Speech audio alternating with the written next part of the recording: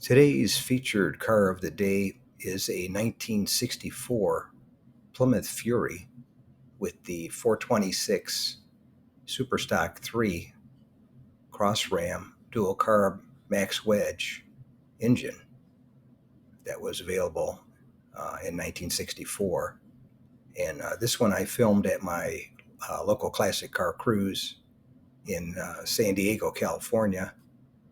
And it was definitely a good looking car. Somebody did a real nice restoration on it. Looked great with the white paint and the turquoise interior. And this one being part of the third generation of the Fury, which went from 1962 through 1964. This was the last year for this body style.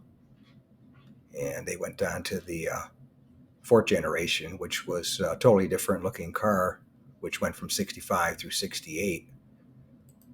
As far as production numbers for 1964, Plymouth made a total of 551,633 cars, and out of that, 88,218 were Furies.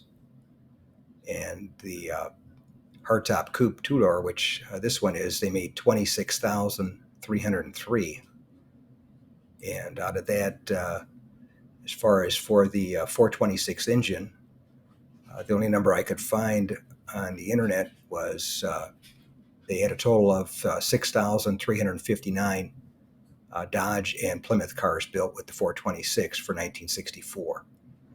So I'm not exactly sure of the numbers just for the Plymouth by itself, but it was a $515 option for the motor back in 64, which would be about $4,300 today, adjusted for inflation. If you made it to the end of the video, thank you very much for watching. I appreciate it. If you can share this video and my channel, Motor City, with a friend, or share it on your group page if you have one, I would appreciate it. Otherwise, thanks for watching, and we'll catch you on the next one. Thanks again for watching. I appreciate it. And by the way, here's a couple of videos.